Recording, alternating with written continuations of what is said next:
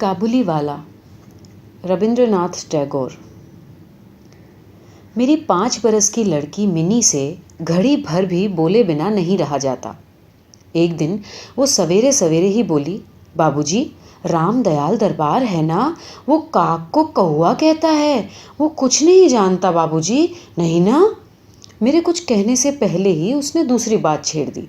देखो बाबूजी, भोला कहता है कि आकाश में हाथी सूंड से पानी फेंकता है, इसी से वर्षा होती है। अच्छा बाबूजी, भोला झूठ बोलता है ना। और फिर वो अपने खेल में लग गई। मेरा घर सड़क के किनारे है। एक दिन मिनी मेरे कमरे में खेल ही रही थी। अचानक वो खेल छोड़कर खिड़की के पास दौड़ गई और बड़े ज़ोर से चिल्लाने लगी, काबुली वाले, ओ काबुली वाले। कंधे पर मेवों की झोली लटकाए, हाथ में अंगूर की पिटारी लिए एक लंबा सा काबुली धीमी चाल से सड़क पर जा रहा था। जैसे ही वो मकान की ओर आने लगा, मिनी जान लेकर भीतर भाग गई। उसे डर लग रहा था कि कहीं वो उसे पकड़ कर ना ले जाए। उसके मन में ये बात बैठ गई थी कि काबुली वाले की झोली के अंदर तलाश करने पर उसके जैसे 2-4 बच्चे मिल सकते हैं। काबुली वाले ने मुस्कुराते हुए मुझे सलाम किया। मैंने उससे कुछ सौदा खरीदा। फिर वो बोला, बाबू साहब, आपकी लड़की कहाँ गई? मैंने मिनी के मन से डर को दूर करने के लिए उसे बुलवा लिया। काबुली वाले ने झोली से किशमिश और बादाम निकालकर मिनी को देना चाहा, पर उसने कुछ न लिया। डरकर वो मेरे घुटनों से चिपट गई। काबुली से उसका पहला परिचय इस तरह हुआ। कुछ दिन बाद किसी ज़रूरी काम से मैं बाहर जा रहा था। देखा कि मिनी काबुली से खूब बातें कर रही है और काबुली मुस्कुराता हुआ सुन रहा है।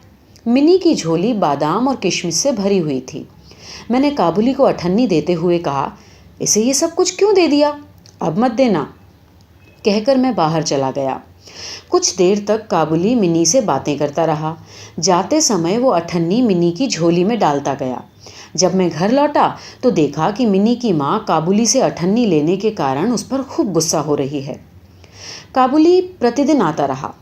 उसने किशमिश बादाम देकर मिनी के छोटे से हृदय पर काफ़ी अधिकार जमा लिया था। दोनों में बहुत बहुत बातें होती और वे खूब हंसते।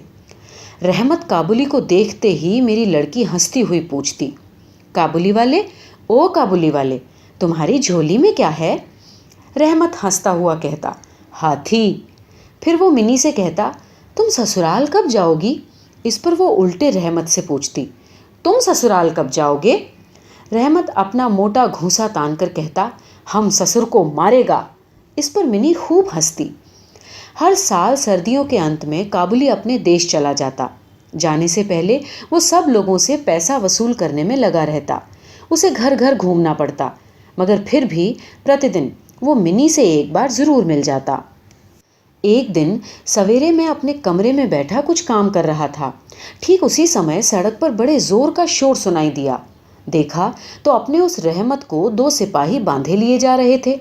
रहमत के कुर्ते पर खून के दाग हैं और सिपाही के हाथ में खून से सना हुआ छुरा। कुछ सिपाही से और कुछ रहमत के मुंह से सुना कि हमारे पड़ोस में रहने वाले एक आदमी ने रहमत से एक चादर खरीदी। उसके कुछ रुपए उस पर बाकी थे, जिन्हें देने से उसने इनकार कर दिया था। बस इसी पर दोनों में बात बढ़ गई और काबुली ने उसे छुरा मार दिया। इतने में काबुली वाले, ओ काबुली वाले, कहती हुई मिनी घर से निकल आई। रहमत का चेहरा क्षण भर के लिए खिल उठा। मिनी ने आते ही पूछा, तुम ससुराल जाओगे? रहमत ने हंसकर कहा, हाँ, वहीं तो जा रहा हूँ। रहमत को लगा कि मिनी उसके उत्तर से प्रसन्न नहीं हुई। तब उसने घूंसा दिखाकर कहा, ससुर को मारता, पर क्या करूँ, हाथ बंधे हुए हैं। छुरा चलाने के अपराध में रहमत को कई साल की जेल हो गई। काबुली का ख्याल धीरे धीरे मेरे मन से बिल्कुल उतर गया और मिनी भी उसे भूल गई। कई साल बीत गए। आज मेरी मिनी का विवाह है। लोग आ जा रहे हैं। मैं अपने कमरे में बैठा हुआ खर्च का हिसाब लिख रहा था। इतने में रहमत सलाम करके एक ओर खड़ा हो गया।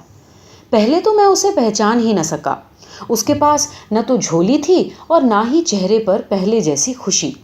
अंत में उसकी ओर ध्यान देकर पहचाना कि ये तो रहमत है। मैंने पूछा, क्यों रहमत, कब आए? कल ही शाम को जेल से छूटा हूँ साहेब, उसने बताया। मैंने उससे कहा, आज हमारे यहाँ घर में एक ज़रूरी काम है, मैं उसमें लगा हुआ हूँ, आज तुम जाओ फिर आना। वो उदास होकर जाने लगा। दरवाजे के पास रुककर बोला, ज़रा बच्ची को देख नहीं सकता? शायद उसे यही विश्वास था कि मिनी अब भी वैसी ही बच्ची बनी हुई है। वो अब भी पहले की ही तरह काबुली वाले ओ काबुली वाले चिल्लाती हुई दौड़ी चली आएगी। उन दोनों की उस पुरानी हंसी और बातचीत में किसी तरह की रुकावट न होगी। मैंने कहा, आज घर में बहुत काम है, आज उससे मिलना न हो सकेगा। वो कुछ उदास हो गया और सलाम करके दरवाजे से बाहर निकल गया। अभी मैं सोच ही रहा था कि उसे वापस बुलाऊं। इतने में वो स्वयं ही लौट आया और बोला, ये थोड़ा सा मेवा बच्ची के लिए लाया था, उसे दे दीजिएगा। मैंने उसे पैसे देने चाहे पर उसने कहा, आपकी बहुत मेहरबानी है बाबू साहब, पैसे रहने दीजिए। फिर ज़रा ठहर कर बोला, आपकी जैसी मेरी भी एक बेटी है, मैं उसकी याद कर कर के आपकी बच्ची के लिए थोड़ा सा मेवा लेता आया हूँ। मैं ये सौदा बेचने कभी नहीं आता। उसने अपने कुर्ते की जेब में हाथ डालकर एक मैला कुचैला मुड़ा हुआ सा कागज़ का टुकड़ा निकाला और बड़े जतन से उसके चारों तह खोलकर दोनों हाथों से उसे फैलाकर मेरी मेज़ पर रख दिया। देखा कि कागज़ के उस टुकड़े पर एक नन्हे से हाथ के छोटे से पंजे की छाप है। हाथ में थोड़ी सी कालिख लगाकर कागज़ पर उसी की छाप ले ली गई थी। अपनी बेटी की इस याद को छाती से लगाकर रहमत हर साल कलकत्ते के गली कूचे में सौदा बेचने के लिए आता है। ये देखकर मेरी आंखें भर आईं। सब कुछ भूल कर मैंने उसी समय मिनी को बाहर बुलाया। विवाह की पूरी पोशाक और गहने पहने मिनी शर्म से सिकुड़ी मेरे पास आकर खड़ी हो गई। उसे देखकर रहमत काबुली पहले तो सकपका गया, उससे पहले जैसी बातचीत न करते बना। बाद में वो हंसते हुए बोला, लल्ली, सास के घर जा रही है क्या?